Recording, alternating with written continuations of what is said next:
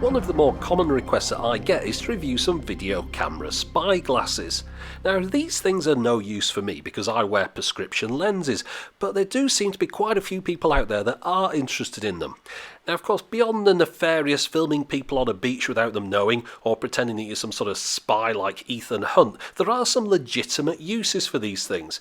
I mean, this chap here wants to film his dogs while they're playing about, presumably he's holding a ball or a lead or something, and he needs his hands free. And there are some other occasions where you might need your hands free and you want to record at the same time. Riding a bicycle or driving a car. Perhaps if you're walking around a convention like Comic-Con, you want to film the whole day, but you don't want to have the camera in front of your face all day. Things like product demos. I could show a product with both hands without having a tripod in front of me if I had some decent spy glasses. Also, if you're on holiday, perhaps you're on a zip line or rafting or jet skiing, and you wanted to get the thing on video, but you didn't want to have that whole GoPro strapped to the head type of look about you. Looking on eBay, there's a lot of different models available. I wanted 1080p glasses and I wanted something that was a little bit more discreet than some of the models on sale. You can get sunglasses and of course you can get clear lenses as well. I chose some clear lens ones that look like normal glasses as much as possible and record in 1080p. Here's the ones that I chose. It cost me about £35. Notice on the side of the box here it says version 13. I presume there's 13 different designs of these rather than 12 earlier failed versions. There's the specs on the back of the box, but don't worry too much about those because we'll see how it performs later on. Specs can't always be believed. Inside the box here we've got this little bag, and then we've got a USB lead, a cleaning cloth and an instruction booklet. Inside that bag is another bag, and inside that bag are the glasses. The lenses have a protective plastic coating on them so they don't get scratched. All good so far. Those lenses are plastic of course, but they do look quite good. In fact, overall not a bad impression. Notice that little screw thing in the corner there. On this side, that one has the camera inside it, inside that tiny little hole there. That arm contains all the electronics in the camera. On the other side there's just a normal arm. They are quite thick though, those plastic arms on the side, but people do tend to wear glasses a little bit like that now, so you might be able to get away with it. Notice this reflective coating. I think that's a bit odd. It does make them look a bit weird. I mean, I don't have glasses with that kind of coating on them normally. Now, the USB socket is underneath there. It uses a non-standard micro USB plug. And on the inside here we've got a button and a little LED hole there. On this side, if we close it, you can see that's where the micro SD card is located. Very deep down inside there. In fact, you can't get it out with your fingers once you put it in. You have to take it out with tweezers, and you've got to be careful actually when you put it in so it doesn't go sliding inside the arm of the glasses. Anyway, we'll switch it on. To do that, hold down this button here.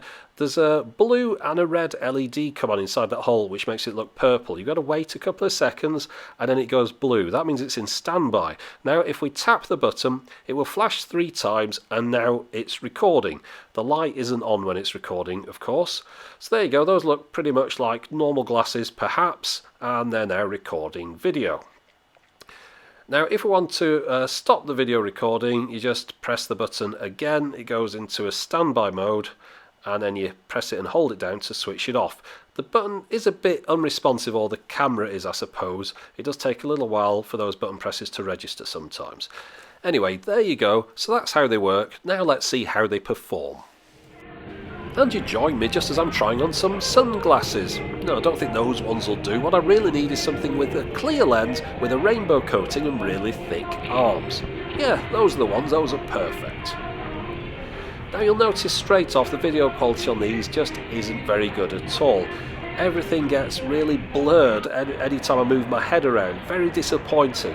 Now I wasn't expecting these to be brilliant. I mean, they cost £30 odd, but I was expecting them to be at least as good as a keyring camera, and they're definitely not as good as that.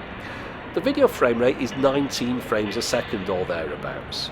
It is 1080p, as you can see from the sign opposite. You can read the detail on there, so it's not one of those fake 1080p cameras, but the frame rate's just poor. It uses a motion JPEG encoding, which means that the sensor's a little bit old-fashioned as well. I mean, cameras don't tend to use that nowadays. Overall, it's a bit of a poor show. Now, one thing with action cameras you might have noticed, they tend to have really wide field of view, like 170 degree or 140 degree. One of the reasons for that is it cuts down this kind of shaky head movement. If you have a really wide field of view, when you move your head around with a helmet mounted camera, it doesn't look as shaky as this. Unfortunately, this camera has a pretty narrow field of view and a low frame rate, and it seems to have a slow sensor on top of that. So when you combine all those things together, you get results like this, which just aren't very good at all.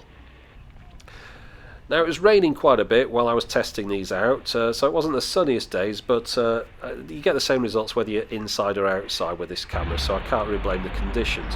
I went into Dawson's music shop here. Remember, I'm wearing lenses in this glasses, which I can't really see through because I only wear prescription lenses, so it wasn't much use for me walking around in these. I didn't really know where I was going. I'm thinking of getting that microphone at the back there, Samsung C03U, because this particular microphone I'm talking to you at the moment on tends to begin on a few popping effects, and if I move my mouth further away it sounds a bit echoey. But anyway, one thing this reminds me of, actually, this kind of effect, is when you get really drunk in Grand Theft Auto. You get your character drunk and he ends up walking around banging into things and everything looks blurry just like this. But again, look, if I keep my head perfectly still, you can read the detail on these signs here in this cabinet. Now, I got my passenger to put the glasses on and told her to keep her head completely still if at all possible, and these are the results. So as you can see, even when someone's really making an effort to keep their head still, just the tiniest little head movements create all these kind of movements on the camera. So again, not an ideal camera for pretty much anything that I've tried it for. Okay, so we've seen that the video quality on these glasses is terrible, but I thought I'd have to do a little bit to camera so that you could hear what the sound quality was like as well. And by the way, don't worry about this thing down here, the time and date stamp. It's showing the wrong time and day because I didn't bother setting it. And I don't think there is any need to set it, because as soon as I finish making this video, these things are going straight in the bin. Now, I chose this particular pair of spy glasses because I was looking for the most discreet looking pair of 1080p glasses I could find. Now, there's a few things to think about if you're getting some glasses. The first one, obviously, don't get these because they're rubbish. But if you want to choose some, have a think about a couple of things. First off, if I started wearing sunglasses in the middle of Manchester, everyone would think I was mad because it's never sunny here. If you're somebody that doesn't normally wear glasses and then you suddenly start wearing glasses, everyone will want to know why, and will also want to have a good look at them as well. And if you normally wear glasses and then you swap your glasses for these, again people will say, oh, nice new glasses, and have a look at them, and also you won't be able to see through them. And then even if you get the most discreet pair possible like I've got, I'm pretty sure that this guy still spotted that something was up.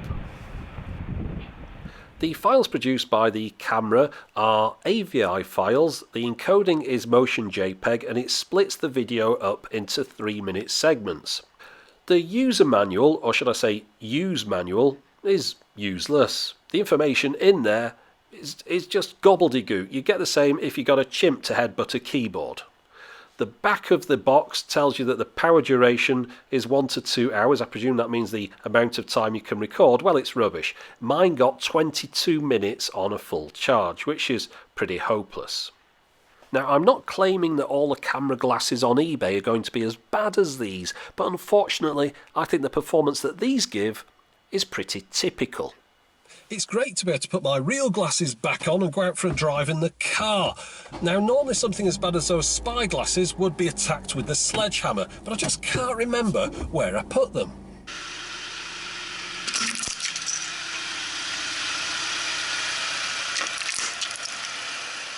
Oh, so that's where they were. Anyway, as always, thanks for watching.